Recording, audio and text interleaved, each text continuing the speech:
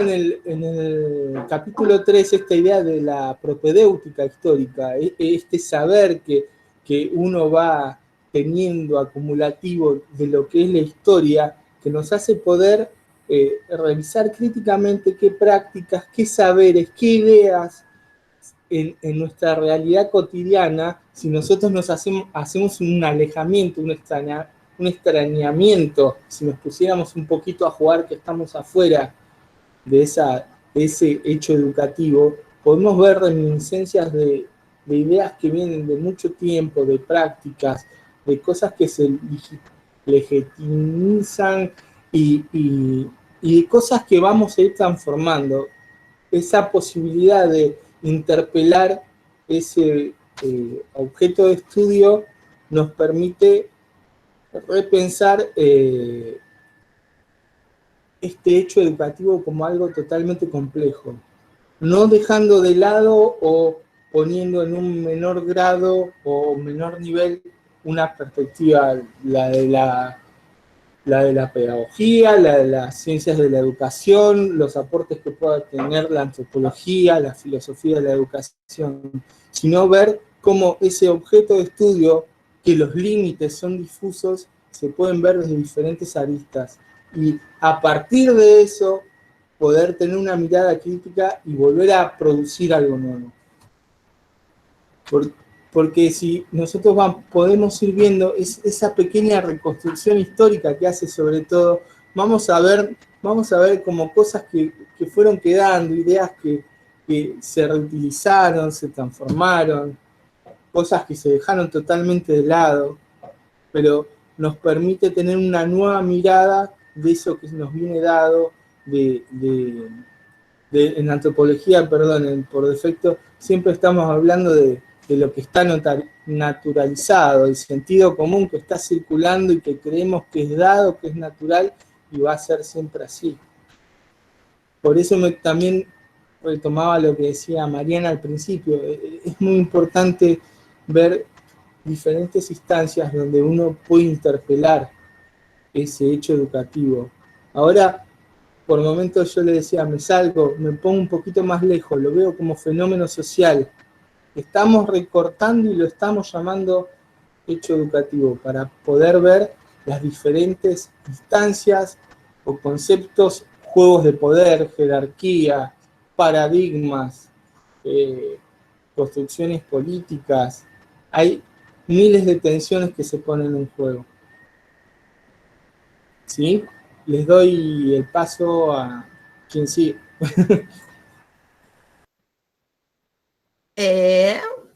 Rafa. A Rafa, sí. Sí, sí. Bueno, me dicen si se escucha. Yo voy a tomar. Escucho perfecto. Voy a tomar la noción de sujeto desde Inés Dussel y los aportes que hacen otros autores, de Inés Dussel y Marcelo Caruso. Tendría que ver con, en relación a la evaluación, repaso, que nos gusta llamarlo de esa manera, con el ítem 3, que tiene que ver con sujeto, objeto, sujeto, sujeto, descosificado también, ¿no? Que, bueno, también cuestiones que trabajó Mariana, y también para el 1 en relación a enfoques democrático-críticos y autoritarios tradicionales. Bueno, voy a tratar de ser muy escueto. Para Inés Dussel y Marcelo Caruso, el sujeto es una construcción de la constitución de redes de experiencias en los individuos y en los grupos. Está inscrito en las estructuras sociales, el sujeto, en las estructuras sociales, políticas, psicológicas, escolares, que además se van transformando estas estructuras. Las experiencias son una trama compleja entre deseos, posibilidades e historias, nos dicen estos autores. La identidad, ¿cómo la definen? Como un intento de organización de las experiencias provisionales y relacionales. Siempre son provisorias y en relación. Cuando llamamos alumnos, hay alumnos, alumna, ahí está prevaleciendo el lugar que ocupa en la escuela y no lo que es. Y ellos dicen que esta primacía ya se ha roto. Traen aportes de otros autores, como el filósofo, técnico político y escritor postmarxista Ernesto Laclau, ¿no? Quien dice que la concepción de sujeto soberano, poseedor de la razón y libre de aplicarla es una abstracción. Así como el sujeto se constituye, la razón también se constituye, y la razón es un resultado deseado más que una finalidad. La educación racionalista, ¿no?, a partir de la razón, desearía actuar controlando cualquier desvío, y todos tenemos desvíos. Y dice Laclau, este exceso de racionalidad lleva a irracionalismos, ¿no?, como todos los extremos. La realidad tiene que ver con el sentido que le adjudicamos nosotros a las cosas. Sigue Laclau, ¿no? El sujeto se va produciendo cuando organiza sus experiencias en relación a las estructuras, pero se va constituyendo en la incompletud, en la falla de las estructuras. No depende absolutamente de las estructuras. Después de Weil va a hablar que va a traer como dos puntos muy importantes. La experiencia, que dice que no es exclusivamente empírica.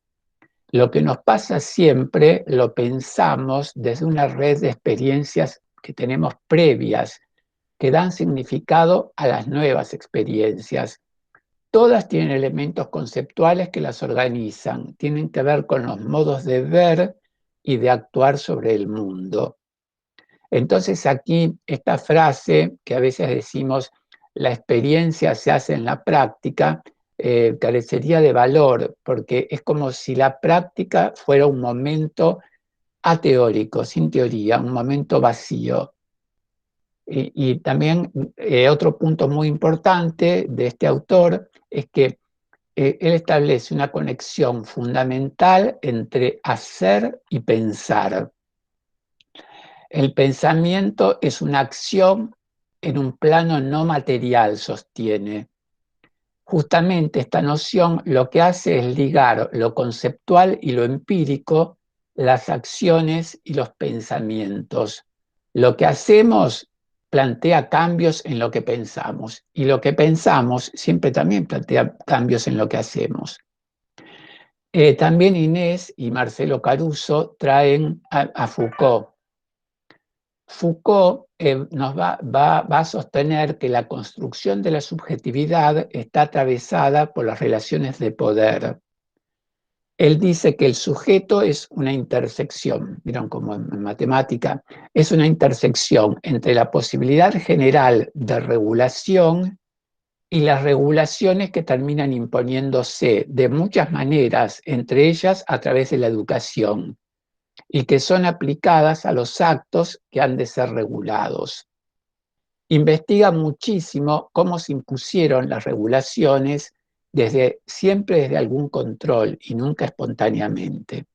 También las autoras traen a Diana Pudrós, cuando ustedes vieron que a veces está como esa alusión a los cambios de valores, a la era que se avecina, y ¿no? que podrían ser como argumentos gerontocráticos en relación a una nostalgia por cuestiones pasadas, quedándose como arrumbados en una situación, y lo llama Diana Pudrós esto narcisismo generacional, ¿no? Como que lo mejor que ocurre es dentro de mi generación. Inés Dussel y Marcelo Caruso concluyen sosteniendo que la concepción de Foucault está centrada en la dominación y que la construcción de las redes de experiencias, dicen ellos, no es solo lo que las redes de poder hacen con nosotros. Si así fuera, correríamos el riesgo de que estas redes sean una estructura terminada que barra cualquier posibilidad de libertad. También, ¿tengo un minuto más o termino aquí? No, tenés un minuto bueno, más. también ellos traen el psicoanálisis, que también proporciona otra respuesta que tiene que ver con el deseo, ¿no? Realizar un deseo, todos sabemos esto, no implica que desaparezca, sino que siempre aparecen nuevos motivos, nuevos motores. Su lógica es que excede a todos los objetos que puedan satisfacerlo al deseo, por lo que podría plantearse que la insatisfacción es parte de la condición humana y que la satisfacción del deseo equivaldría a la muerte, ¿no? En tanto, el deseo nunca está agotado o nunca está totalmente satisfecho, esto viene como importante, ¿no? Tampoco el sujeto está terminado. Por ejemplo, cuando un alumno cumple todas las demandas de la realidad, se dice que se ha sobreadaptado, que no tiene más capacidad de imaginar, de crear, de pensar en contra de lo que ya está pensado, capacidad de jugar. También nos dice, ellos nos traen, ¿no?, que en los cursos de entrenamiento aeronáutico, cuando se contrata un piloto, se prefiere a aquellos candidatos que tienen algo de miedo antes que a los que no tienen ningún temor, porque estos últimos parecen mostrar en esa ausencia de temor ciertas tendencias suicidas, ¿no? Nos muestran Inés y Marcelo un campo de lucha entre el deseo que no se cumple y el poder que intenta ordenar las experiencias, en relación a Foucault, esto último, ¿no? Y ellos concluyen remarcando la noción de que la identidad es siempre relacional, es en relación con otros, y que además es provisoria. Nunca nos terminamos de subjetivar, todo el tiempo nos subjetivamos. Y afirman que podría proponerse la reconstrucción de las identidades, comenzando por la propia institución escolar, que es lo que nos compete a nosotros, ¿no? Desafiándola para que se provea y a la vez provea experiencias que habiliten sujetos que no estén congelados, con capacidad de conocer contra lo conocido, con capacidad de resolver problemas y con capacidad de hacerse siempre preguntas, ¿no? Siempre se dice que la respuesta mata la pregunta, es el suicidio de la pregunta. Se trata de esas preguntas abiertas que siempre tienen como múltiples caminos. Bueno, estas son las nociones que nos trae Inés Dussel. Rafa, sí.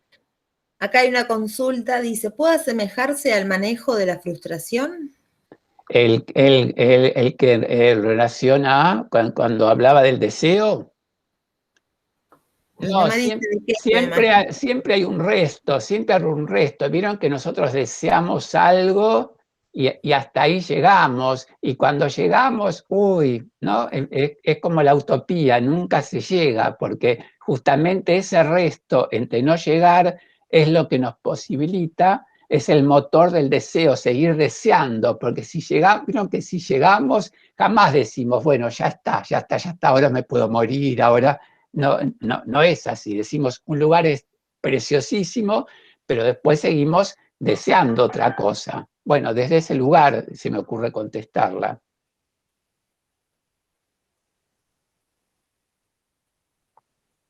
A ver, por aquí yo concluí con el tema este. A ver, ¿dónde estamos? Bueno, entonces le damos paso a Fernando y después sí hacemos las preguntas. Tienen dos opciones, pueden levantar la mano y hacerla. Vieron que hay una manito. Y si no, pueden escribir por el chat.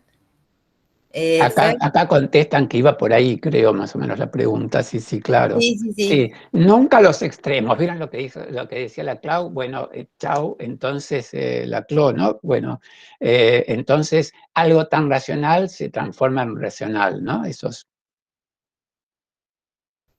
Bueno, Fer, cuando quieras.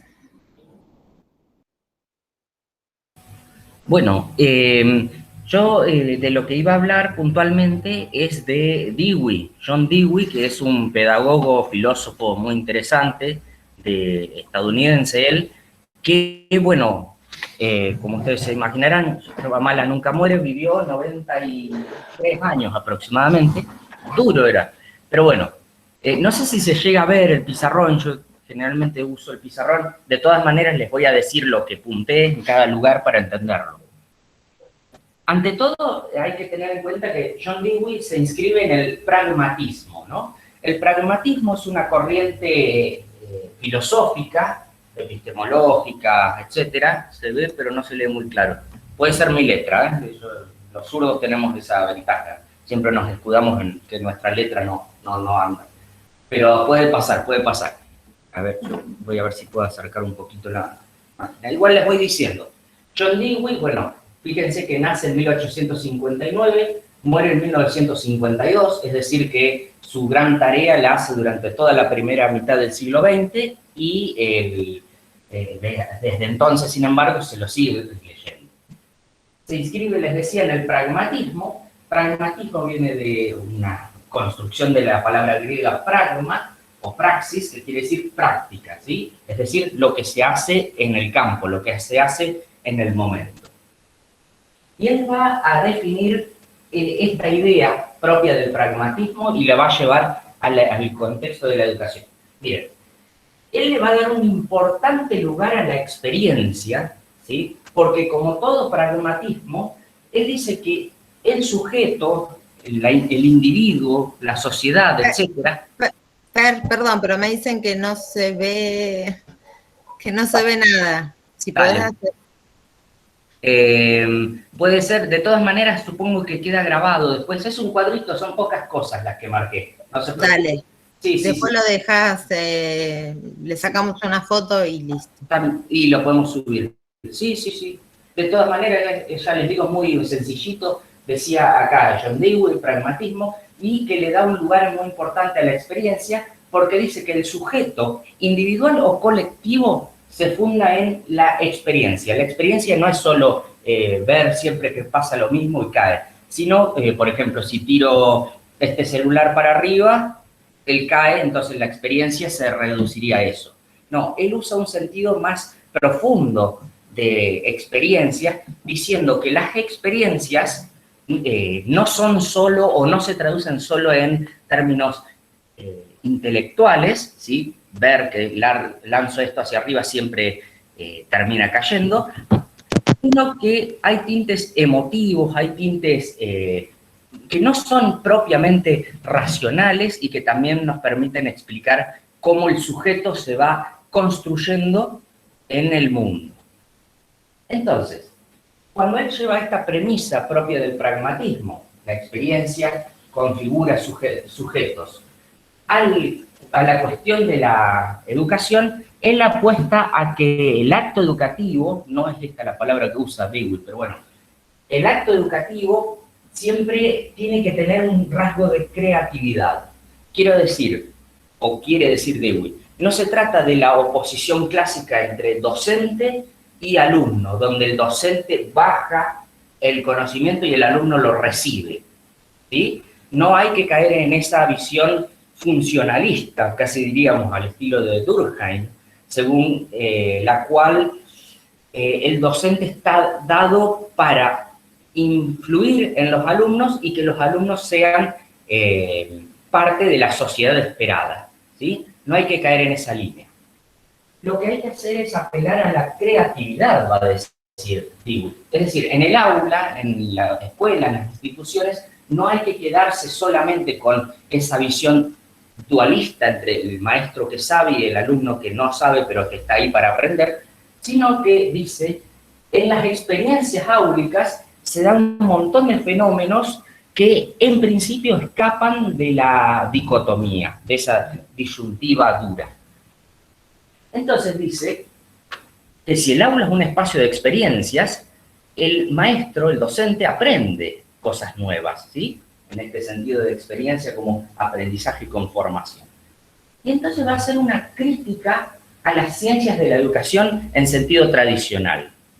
A ver, las ciencias de la educación en sentido tradicional es ciencia, maestro como operario, diríamos, y alumno como receptor.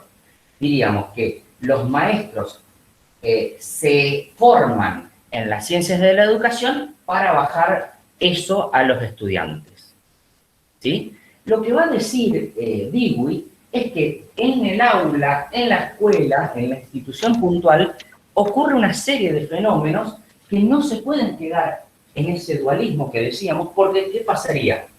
Si el docente es solo un mediador entre los saberes científicos y los alumnos, entonces ese docente no hace otra cosa que recibir y bajar información. Pero ¿de qué les puede llegar a servir a los chicos, dice, a los alumnos, si el docente no trabaja de una manera, digamos, no me sale la palabra, en complicidad, no me sale en este momento, en simetría, digamos, con ellos? Entonces, dice, el docente en las ciencias de la educación tradicional es vista como un receptor de información de las ciencias que lo baja en el aula. El docente, en la perspectiva de Dewey, no es solo un receptor de información de las ciencias de la educación, sino más bien un puente o un mediador. El docente sí conoce las ciencias de la educación, pero construye sus saberes y construye nuevas realidades y nuevas capacidades de experiencia mientras está en el aula en contacto con los alumnos, y no solo en el aula. Entonces, en conclusión, con esto cierro, las ciencias de la educación no pueden ser una cosa objetiva o tal vez apartada del fenómeno educativo, casi como diría Filú, ¿sí? No es que las ciencias de la educación se forman ahí arriba y luego se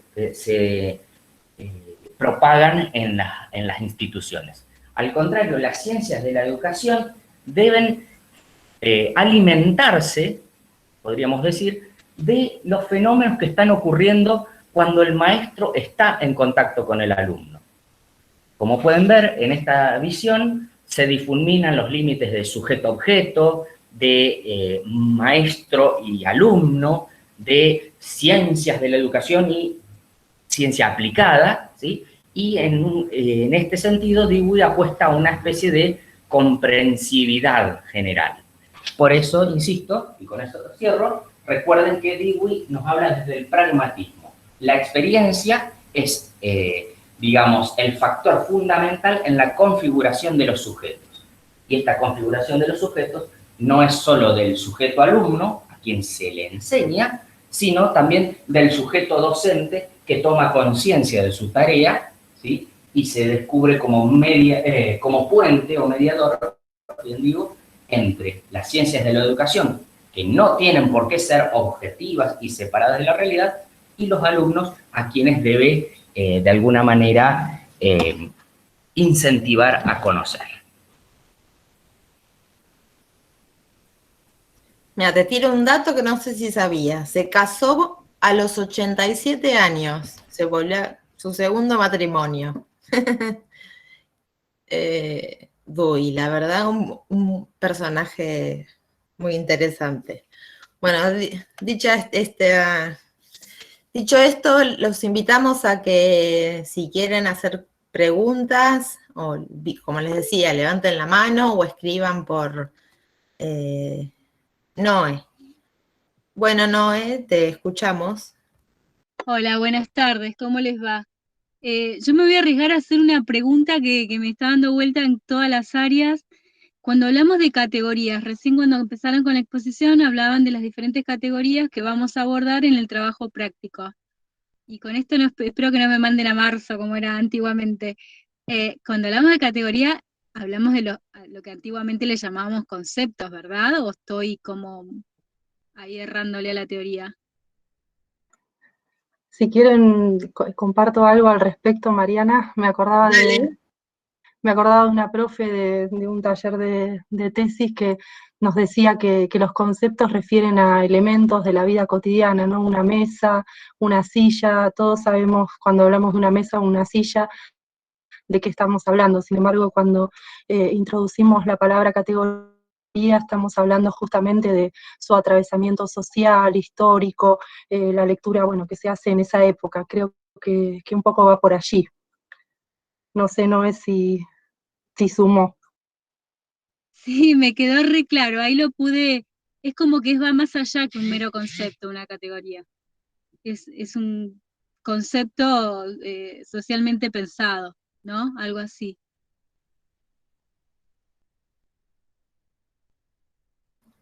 Bueno, acá hay una pregunta sobre Dewey. ¿Se puede pensar entonces que la perspectiva de Dewey aportaría a la construcción de la subjetividad del sujeto, un sujeto interpelado por su contexto?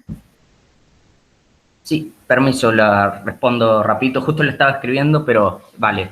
En realidad sí, ese es el gran truco de Dewey. Él dice que el sujeto no puede pensarse descontextualizado, ¿sí?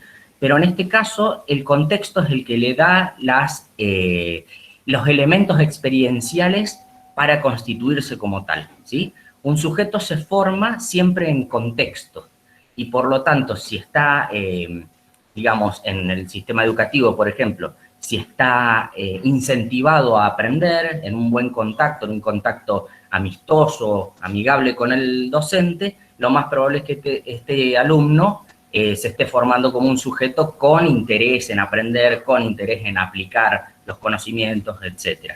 Así que sí, te diría que es el sujeto interpelado con el contexto, es un sujeto que se construye gracias al contexto, inclusive.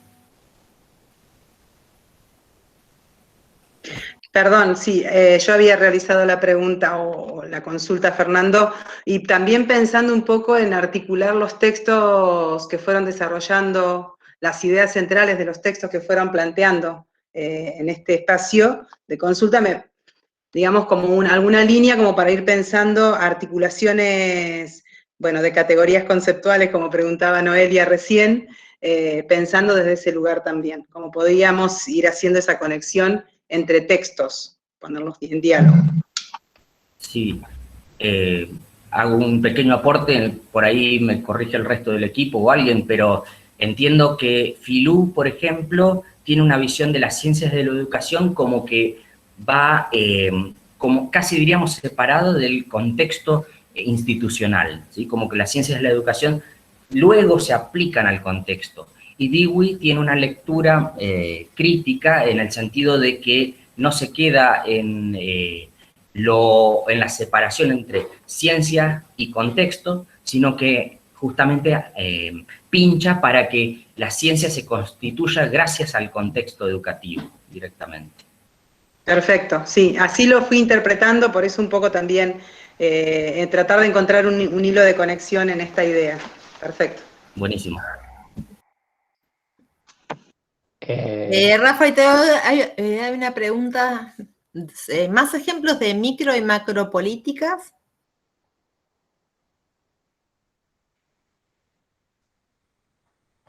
Oh, me tilde.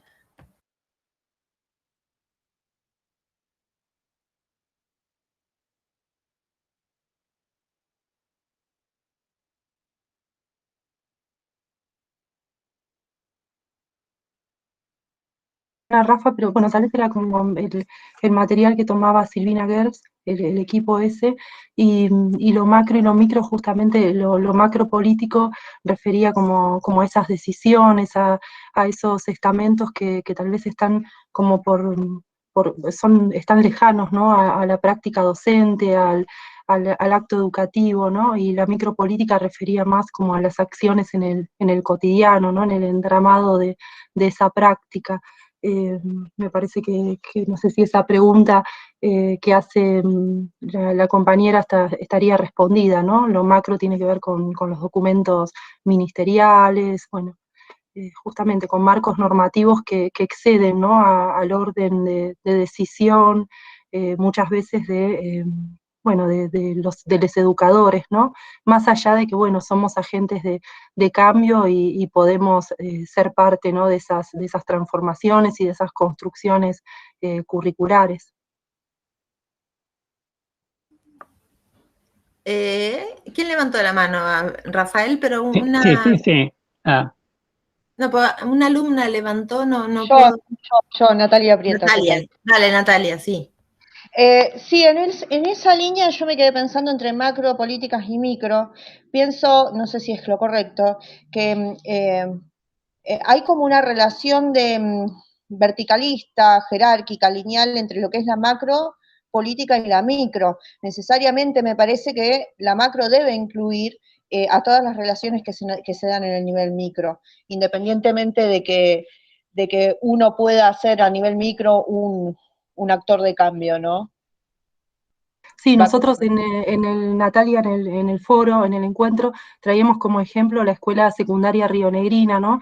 Y un ejemplo histórico que tenía que ver con cuando retornamos a la democracia, en 1986-89, se da todo un proceso en nuestra provincia, en la escuela secundaria, que tiene altos niveles de participación de la comunidad educativa, y ello después se plasma en documentos, en diseños curriculares, que fue el famoso CBU y CCM, el ciclo básico unificado y el ciclo superior modalizado. Y si preguntamos a los actores, y tal vez aquí entre los presentes hay compañeros que fueron parte de esa reforma educativa, podemos decir que está en el orden de lo macropolítico, del macropoder, pero sin embargo se instaló como discusión y fue una construcción y una producción desde las bases también. A ver, ¿puedo comentar? Natalia, ¿querés? ¿Te quedó claro? Sí. No, sí, está claro. Está.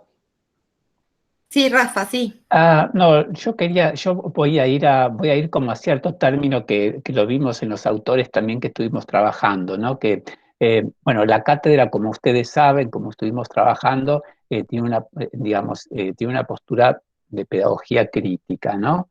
Y entonces, digo, como para alivianar también, porque por lo menos a mí me pasa o me ha pasado, entonces, como digo, está bueno, digamos, en las grandes clasificaciones, entonces lo macro y lo micro es de esa manera. Hay otros autores que hablan de lo molecular y de lo molar, bueno, distintas cuestiones, y uno lo podría, como recién comentó Mariana, está bien, es como lo más grande, lo más chiquito podría ser lo micro, pero en esa cuestión de la propuesta educativa y la reforma educativa rionegrina, la verdad que fue como lo más grande y más consistente fue todo lo que ocurrió a nivel territorio, ¿no? Como que nos sirve para clasificar. Me había quedado con algo también cuando se habló de categorías, bueno, también, qué sé yo, se puede hablar de paradigma, ¿no? Como que hay distintas clasificaciones. A veces, digamos, si uno no quiere como ceñirse demasiado, podría hablar de nociones en lugar de categorías, porque una noción es como más amplio, está como menos definido y menos acotado que el concepto. Entonces da como más libertades también a entrecruzamientos, a aperturas. Digo, por lo menos es una cuestión que a mí me sirve bastante el hablar de nociones. Es cierto que estamos trabajando estos autores y entonces estamos viendo el recorrido, entonces saber qué es lo que piensan, qué es lo que han trabajado y qué aportes nos van dando, ¿no? Pero siempre serían herramientas para que en lo cotidiano, en las aulas, nos puedan abrir más ventanas, más posibilidades, más mundos. Digo eso, ¿no? Como no ceñirse muy estrictamente a una clasificación, porque, bueno, los conceptos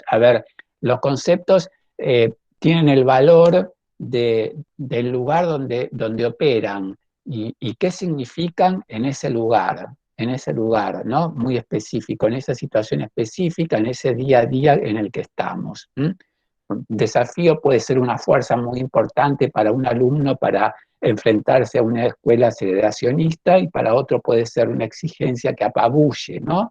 Esa cuestión de operativizar conceptos es como bien interesante. No lo vimos en el recorrido, pero como, bueno, una cuestión un poquito como más abierta también y concreta, que es lo que buscamos en esta cuestión de cuestionar lo cotidiano y no quedarnos congelados, ¿no? Como decían Inés Dussel y Caruso, sino como cómo hacer para ir pensando cada vez, porque los problemas siempre varían, ustedes trabajando y todos sabemos que todos los días varían, no tenemos un esquema, bueno, eso, perdón, por lo extenso. Bueno, aquí hay otra pregunta. ¿Pensamos en las ciencias de la educación en saber acumulativo? ¿O será paradigmas que refutan a otros o revoluciones científicas? No sé si alguien quiere responder.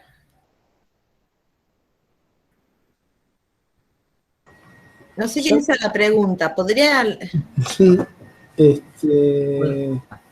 Departamento de Selección y Desarrollo de Personal, no sé qué. Soy yo, Dalia, de Bariloche. Hola. Entré Sí. con la cuenta de mi trabajo, perdón. Hice dos preguntas. Una que tenía que ver, en la medida que desarrollaban, lo relacionado a macropolíticas, que lo asociaba con esto que dicen Dussel y Caruso sobre las fallas que tienen las estructuras, ¿no? Como que dejan la posibilidad abierta a la constitución del sujeto, ¿no? De no reproducir, sino de producir, ¿no? Es como una idea que tengo. Y después la otra estaba relacionada al concepto de paradigma y a la evolución de las ciencias. Entonces pensaba si en las ciencias de la educación, cómo se avanza en el conocimiento, ¿no? Si se avanza refutando teorías, si el saber es acumulativo o si se avanza mediante revoluciones científicas. Yo creo que es un poco y un poco, ¿no? Por lo menos es lo que vemos a lo largo de la historia de la educación. Hubo grandes revoluciones en el sentido de algunas leyes. En este momento estamos en un momento de excepción que va a quedar sentado, no sé si como una revolución, pero sí como un cambio de paradigma. O sea, yo creo que hay cuestiones que son históricas que sí forzaron grandes cambios. ¿Vos, Gas, querías decir algo más?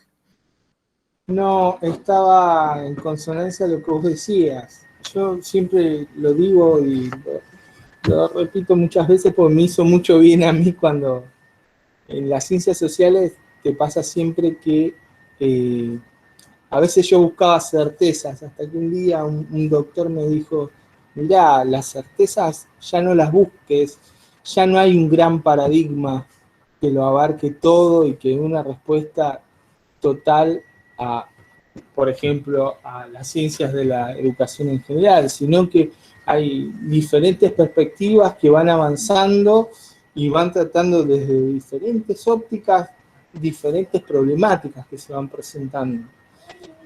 El carácter acumulativo en todo tipo de conceptualización a través de la historia se da, pero porque es una forma de transmisión que tenemos los seres humanos de comunicarnos, y a su vez, como lo veíamos al principio, esa reproducción no es exacta y se produce el cambio, y el intercambio puede generar otro paradigma, una situación social puede intervenir en lo que se presentaba como dado y presentar una nueva necesidad como este contexto y producir algo totalmente nuevo. Si pensamos, solo charlábamos en el trabajo, nosotros trabajamos aparte en la universidad, en la parte administrativa. Si pensamos que de esta pandemia vamos a salir iguales, estamos totalmente equivocados, nos vamos a volver a lo de antes. Lo que estaba tal vez sea el puntapié o la base de lo nuevo que vayamos a construir en base a nuevas necesidades, a nuevas preguntas, a nuevos conceptos. Creo que me enredé un poco, pero creo que iba por el mismo lado que Mariana.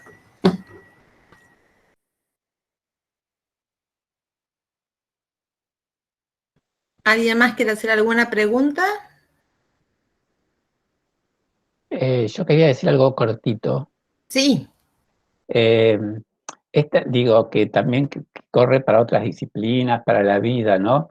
Que, a ver, por ahí en esto de, digo, por ahí es como, a ver, como cambiar un poquito la cabeza, ciertos pensamientos de los que venimos como muy condicionados, nos preceden. Yo diría o propondría que más que pensar o preguntarse por si es acumulativo, lo pensaría como que es múltiple, y los saberes pueden aparecer desde distintos puntos, desde distintos lugares, que no parten de un inicio y que no tienen nunca un fin, como decía recién Gastón, no vas a encontrar, obviamente no vamos a encontrar nunca la verdad, pero siempre es infinito, siempre es infinito, y entonces no sería acumulativo, sino sería múltiple, pero también múltiple que no parta de un uno que se va ampliando, sino múltiple de muchas, desde muchas ramificaciones, y que, bueno, aparece este saber, aparece tal otro, y entonces no lo pienso como acumulativo, porque a veces puedo llegar como a la idea de lo universal. Bueno, entonces tengo varias experiencias, concluyo tal cuestión. Y nunca, digamos, todas son singularidades. Y cada vez más, porque, bueno, el horizonte, la naturaleza es eso, es multiplicidad. Eh, la modernidad nos pretendió hacer creer que era una cosa o lo otro, que era dicotómico. Eso por ahí quisiera agregar, ¿no?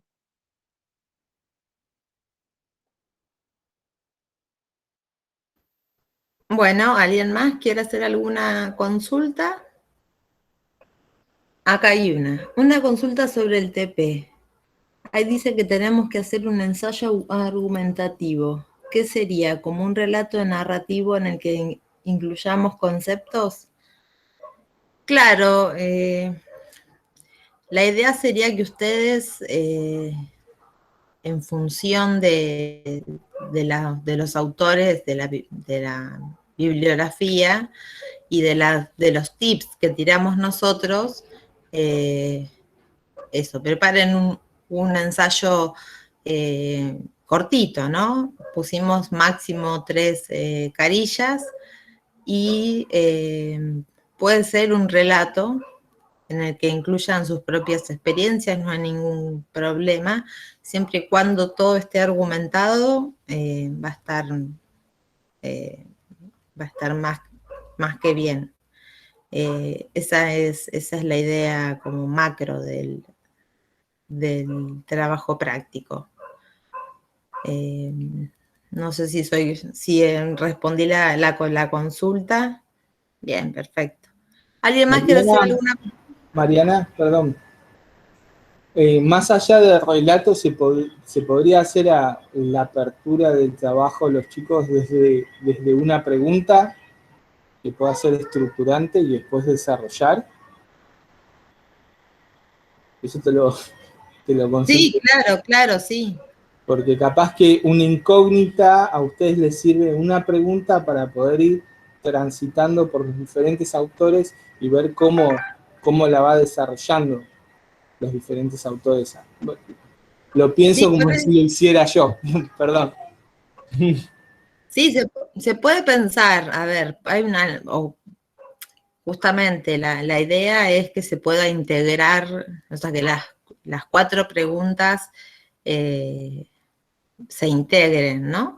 Pero si uno tiene algún tema que quiere explorar o en el cual se siente más sólido y lo elige, como les decía, mientras se argumente y la bibliografía se dé cuenta de que hay una lectura, está perfecto. ¿Alguien levantó la mano? No sé quién. Yo, profe. Perfecto, Ailén. Sí, ¿qué tal? Buenas tardes. Más que nada tiene que ver con una cuestión que había planteado al principio, que es en un punto también mencionar cómo estamos transitando, por lo menos cómo estoy transitando la materia, ¿no? Y que tiene que ver con el trabajo práctico. Para que se den una idea, es como que estoy corriendo como en una maratón y no hay manera de que vaya llegando, y por ahí es bastante, ahora que escuché sobre el trabajo práctico y que veo que hay posibilidades de ir como concatenando y buscando un hilo conductor, quizás funciona un poco como esto que planteaba hoy el profesor de piano, como un alivio saber que podemos hablar de nociones en términos más amplios. Pero bueno, quería transmitirles que se han suscitado, o por lo menos en mí se ha suscitado una cuestión de mareo por momentos, y que bueno, la sensación que tengo es de maratón.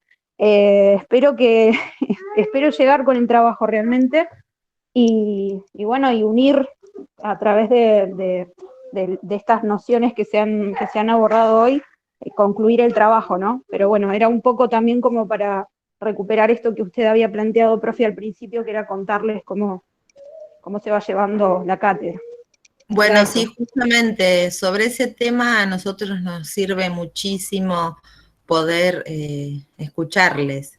Si alguien más quiere contar cómo está viviendo o transitando la materia, para nosotros es fundamental, justamente porque, bueno, bien, ahí les doy la palabra, justamente porque, bueno, si han seguido las clases, vieron que hay una clase grabada, una clase escrita y la bibliografía.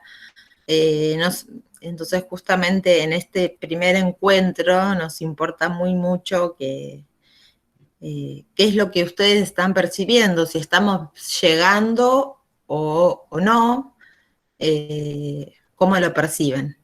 Hay varias personas que levantaron la mano, así que, bueno, de paso la palabra, no sé quién fue la primera persona que levantó, pero bueno, la primera persona que haya levantado que hable. Hola Mariana, hola profes, compas. Bueno, yo soy Rocío. ¿Me escuchan? ¿Se me escucha? Sí, Rocío, perfecto. Bien. Nada, quería compartir que este momento para mí fue crucial y fue para bien, porque si lo hubiéramos hecho un poquito antes, yo me encontré con los conceptos muy sueltos y los acabo de atar después de esta clase.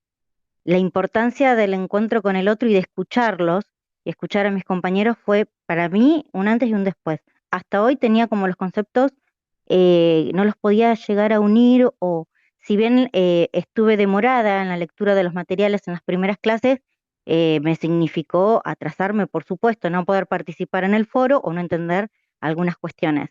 Se me hizo como muy complicado ahí, pero bueno, yo creo que el comienzo de este año fue complicado para todos con esto de la bimodalidad, todos los que estamos trabajando y bueno, nada, en escuelas digo, y los que no, y nuestras propias familias, bueno, nada, transitar marzo y abril fue complicado para muchísimos y creo que es lo que está pasando ahora, el colatazo que estamos teniendo ahora. Pero bueno, nada, esta clase para mí fue excepcional, chicos, yo les agradezco porque pude atar un montón de conceptos, escribí un montón de hojas de todo lo que fueron hablando y la verdad que até un montón de conceptos sueltos. Y bueno, nada, quedan muy poquitos días para el trabajo práctico. No, nos queda una semana, creo, ¿no? Pero bueno, nada, esperemos poder llegar bien ahora que tenemos, la verdad que a mí me aclararon un montón de ideas. Muchísimas gracias por este espacio y por este tiempo, por supuesto. Eso nada más. No, gracias a vos por tus sugerencias y tu aporte. Jimena, ¿querés seguir vos? Bueno, hola, ¿qué tal? Buenas tardes para todos, espero que se encuentren muy bien. Bueno, la verdad es que me encanta la materia, disfruto de la lectura. Siento que voy en delay en todo sentido, pero bueno, estoy en un momento de mi vida donde me encuentro siendo estudiante en otro contexto, ¿no? La vez anterior que era estudiante del profesorado, trabajaba pocas horas, estaba becada y tenía mi bebé muy pequeña y ahora, bueno, cambió, crecí, trabajo todo el día, de corrido hasta las 6 de la tarde, doble función, entonces por ahí llegar a casa me limita a la hora de sentarme y tener la lectura adecuada para comprender y esto de lo que decías vos, Mariana, en las primeras clases grabadas, esto de la constancia, el ritmo y el compromiso. Si bien, bueno, uno tiene compromiso, es reacomodarse con los tiempos en esto de esta en este contexto de pandemia. Mis niñas no han empezado las clases semipresencial, tengo una en primerito y otra en cuarto, así que es como que necesitan el apoyo de ambos dos. Tengo un compañero que me apoya, pero bueno, siempre participo de los foros por lo general después de los fines de semana, porque me tomo el tiempo para leer la bibliografía, mirar la clase, y me encanta leerlos a todos ustedes, a mis colegas, aprendo un montón, y la verdad es que disfruto mucho de esto, me gusta, por más que, bueno, esto es un tema, el reorganizarse y el estudiar en este contexto desde la virtualidad. Pero bueno, uno cuando tuvo la opción de seguir esto, sabía lo que podía llegar a pasar, y es cuestión de organizarme, pero la verdad es que disfruto. De hecho, me reía porque cuando yo empecé a estudiar el profesorado, mi hermano, que es colega también, me regala el primer libro del ABC, uno de los primeros textos que leímos. Cuando lo leí antes de empezar el profesorado, decía, qué aburrido, ¿por qué me regaló este libro? Y ahora, mirá, lo saqué de mis cajones y le decía a mi hermano, mirá, volví a retomar la teoría y bueno, el universo quiso que vuelva a retomar este texto, pero la verdad es que disfruto mucho la lectura, me gusta cómo explican, cómo se desenvuelven y todo lo práctico y sencillo que por ahí es. Uno ve para leer y se asusta, pero bueno, cuando va bailando todo, la teoría, la clase que está subida al classroom, digo yo, porque bueno, es en el ámbito donde me digo, pero bueno, en el campus, y la clase grabada la verdad es que es muy llevadera, así que agradecerles por su tiempo, por su dedicación, y bueno, a seguir trabajando, y bueno, también me ofrezco para algún compañero, si por ahí les sirve esto de que por ahí surge en algún momento algún encuentro virtual para hablar de la teoría, para ver el tema del práctico, me buscan, me mandan un mensajito y coordinamos, y creo que el aprender juntos va a ser más llevadero. Así que muchas gracias, Mariana y equipo, y bueno, a seguir creciendo y nutriéndonos de sus saberes. Muchas gracias. A vos, Jimena. Silvia, ¿querés seguir? Hola, buenas tardes de nuevo. ¿Cómo les va? Recién, en la primera reunión que hice con la escuela, nada, se cortó y después no pude volver a la reunión, así que yo espero que esté grabado todo lo que ustedes pudieron poner en palabras.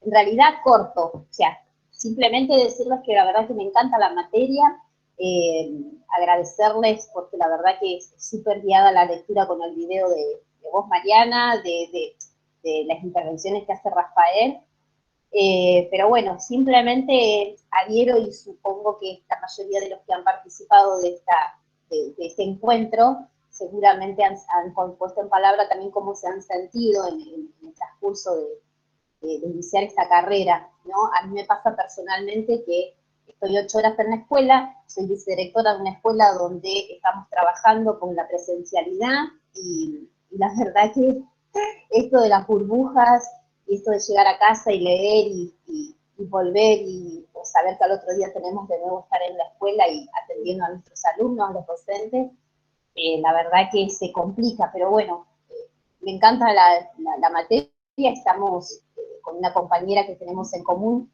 una docente que es Claudia, estamos en esto y nos gusta y cada vez que nos encontramos en la escuela decimos que está re buena la lectura, las materias, estamos a full, como creo que el resto, pero bueno, gracias por esta guía que nos dan y espero, como dicen mis compañeras y mis compañeros, llegar a poder cumplir con este desafío que es este trabajo práctico. Así que saludos para todos y todas. Respecto a los atrasos y demás, y esto es para todos, nosotros, y si tienen compañeros que están en una situación similar, la idea es que nadie quede afuera. Hoy recibí algunos correos de colegas, o sea, de estudiantes que consultaban que iban atrasados y si podían seguir. Por supuesto que pueden seguir, o sea, y si hicimos este encuentro fue justamente, bueno, no sé, o sea, por eso nos interesa mucho escucharles, para ver esto, si vamos bien, si se entienden, no digo la bibliografía, y estuve viendo que, bueno, sí, Filó es un autor bastante complejo. Bueno, yo me comprometo a hacer un material un poco más sencillo. Traté de clarificarlo en la clase escrita, pero bueno, es compleja la forma en que escribe, pero bueno, como les decía, no hay ningún inconveniente en que se prepare un material ad hoc por este caso, ¿sí? Y como les decía, la idea es que nadie quede afuera. Si no llegan al 13, la idea es que lleguen al 13, son 10 días, calculamos más o menos que por las consignas y el tiempo en 10 días podrían hacerlo, pero si se necesita más tiempo en algún caso, sepan que estamos desde este lado no solo para responder consultas, sino para orientarles y que si necesitan más tiempo, bueno, se dará más tiempo. Entendemos que, estamos todos a 1000 y ustedes sé que están cursando otras materias y que en este momento también están siendo evaluados. Siempre para mayo, o sea, fines de abril, principios de mayo es más complicado. Y aprovecho ya para decirle la próxima fecha del trabajo, que va a ser el segundo y el integrador, para que más o menos tengan la fecha, que va a ser para el 16 de junio, para que más o menos tengan una previsión de cuándo va a ser el segundo y último trabajo. Pues bueno, ya después finaliza el 26, ya tenemos que cerrar las notas. Y otra cuestión, estos trabajos, ¿sí? Ustedes nos van a enviar los trabajos, nosotros los vamos a corregir y se devuelven, ¿sí? Eso es algo, nosotros desde la cátedra evaluamos en proceso. ¿Qué quiere decir esto? Que justamente no es poner una nota y se acabó, o sea, como planteamos la materia en proceso, los trabajos se envían. Y si hay cuestiones para modificar, se devuelven para que ustedes vuelvan a trabajar, ¿sí? Eso quiero que lo sepan, eso no lo puse en la consigna, pero bueno, quiero que sepan cómo nosotros, cómo vamos a evaluar los trabajos. Si hay que rehacerlo, pues les enviamos las correcciones, porque nos importa el aprender con H, ¿no? Y por eso es que pensamos unas consignas que no sean tan complejas y esta cuestión de que, bueno, si hay que rehacer el trabajo, se rehace. Alguien más levantó la mano y me estoy... Rafa, ¿no? ¿Alguien más? Yo, Nati Prieto. Bueno. Perdón, voy a poner, lo que pasa es que iba a poner la camarita para conocerlos a todos y que me conozcan la cara, pero tengo al bebé tetoneando, así que lo voy a dejar acá nomás. Bien, a mí lo que me pasa es esto, tengo también, como las compañeras, 4 nenes, también trabajo, encuentro justamente los momentos, los fines de semana, y también tengo un nivel de exigencia personal bastante importante, no es por hacerme la más, sino que yo, o sea, sé que es un problema, pero yo lloro cuando las cosas no me salen bien. Entonces, es algo que llevo años trabajando en terapia. Entonces, por ahí me pasa que por momentos me enojo, por momentos, bueno, el texto de Filó, yo le llegué a hablar, le decía, ¿qué querés, nene? Me pareció lo mismo que cuando encontré a Foucault por primera vez, ¿no? Entonces, me parece que es eso, la misma sensación que un poco comentaba Noé antes, de estar corriendo detrás de los textos y detrás de los contenidos. El tema de que digas de que se trata de una evaluación de proceso ayuda a bajar un poco el nivel de exigencia personal, y bueno, y la posibilidad de ir entregando las actividades varias veces me parece bastante copado también como para aflojar con respecto a esto de andar corriendo por detrás de las lecturas, ¿no? Es eso todo. Muchas gracias a todos y los sigo leyendo. Perdón, Mariana. Sí. Mariana. Sí, sí. Una cosita cortita, porque yo, Sí, bueno, sí. empecé a usar el chat y surgió, digamos, a ver, hicimos esta reunión para el trabajo práctico, pero, a ver, se me ocurría, ¿no? Que puede ser que a lo mejor cada uno de nosotros, los profes, ¿no? De acuerdo a la comisión, si algunos lo requieren, nos pueden enviar un correo por el campus y armamos también otro pequeño grupo sobre tal tema, tal otro, para ir haciendo viable el trabajo. A eso tenemos disposición. ¿Mm? ¿Les parece? A ver, los compañeros, Mariana, porque a mí se me ocurrió ahí, lo fui escribiendo y bueno, y aparecen algunas cuestiones como que sí, ¿no? Digamos, como bueno, podemos hacer otro un encuentro más por ahí, por comisión, o por un grupo chiquito que diga, no, estoy trabado en tal punto, a ver, necesito, o sea, no es necesario que sea entre todos, entre cada comisión, pero a lo mejor 10, 15, bueno, y armamos eso también, digamos, no sé, podemos crear los modos para conectarnos en esta creación, como se decía, en este cambio de paradigma y en esta otra forma de subjetivarnos en relación a la educación, ¿no? ¿Te parece, Mariana? Sí, sí, de hecho lo hablamos en algún momento. Está, claro. ¿Te acordás que lo conversamos? En realidad lo de hoy no sabíamos cómo iba a suceder, pues habíamos pensado hacer eso, un Zoom por comisión, al final hicimos uno general, y sí, sería... no habría problema en pensar en encuentros por comisión, porque justamente el intercambio va a haber un intercambio más fluido, vamos a poder escuchar a todos. Sí, sí, sí. Sí, o por grupo que lo necesite, eso, digamos, o sea, la comunicación, los correos que hay están libres para que se comuniquen también como los mensajitos, ¿no? Sí, totalmente. Para eso vieron que está el foro, y si no, si tienen alguna duda en particular, pueden usar en la mensajería interna. Yo en mi caso respondo a las consultas que me envían a diario. No tengo inconveniente en que justamente envíen consultas. Bueno, acá estamos diciendo que está muy bien llevada. Mariana, te hablan de tu vecino cortando el césped. Mi vecino.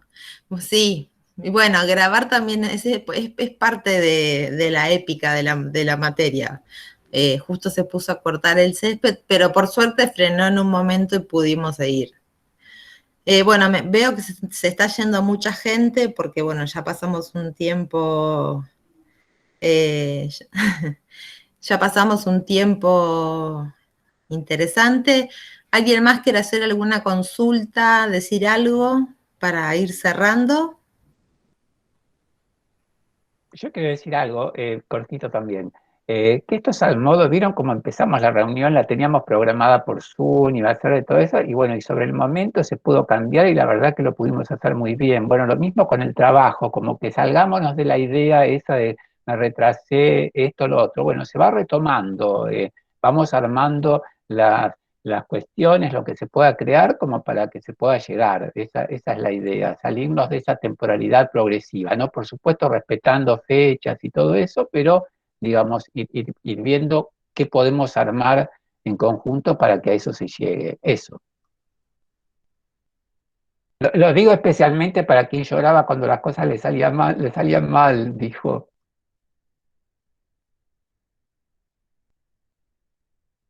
Bueno, si no hay más consultas ni nada, bueno, nos volveremos a encontrar. Insisto, como dijo Rafael, pueden bueno, Rafa tiene su grupo de WhatsApp, creo que también tiene Fernando y Gastón, o estoy diciendo, Mariana no sé si tiene, pero más allá de eso, bueno, pueden comunicarse por la mensajería interna, que ahí siempre va a haber una respuesta, también en los foros. Y bueno, esto era una forma también de llevarles tranquilidad, de que no tienen que, o sea, obviamente son muchas materias, más la familia, más el trabajo, y se suele complicar, y lo sabemos, o sea, es más, la clase de esta semana, de este viernes, va a ser otra vez clase de repaso, o sea, lo que vimos aquí, pero lo vamos a ver otra vez, vamos a repasar los conceptos más importantes que hemos visto, porque bueno, además viendo que hay dudas, vamos a hacer una clase de repaso que seguramente los orientará para el trabajo. Bueno, yo sin más me despido. Si quieren despedirse el resto de los profes, gracias por haber participado, por haber estado. Nada, de verdad es un encuentro, estos encuentros siempre son muy, pero muy enriquecedores para nosotros y espero que para ustedes. Les mando un saludo, ahí está Rafa. Yo los voy saludando, que también ya me tendría que ir yendo. Les agradezco la paciencia, el haberse conectado. Recuerden, si tienen algún compañero que no pudo participar, decirle que va a estar colgado los videos y estamos a disposición de ustedes, ¿sí?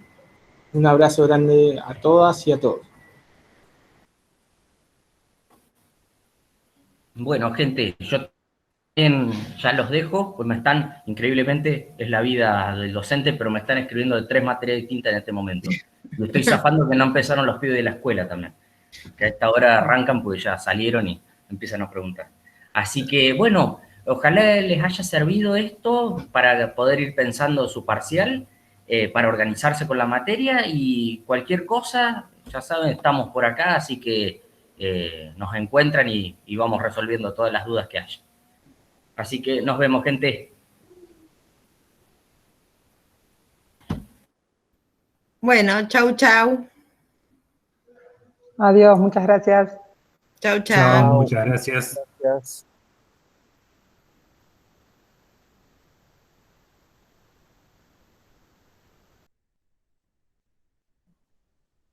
Chao. Muchas gracias.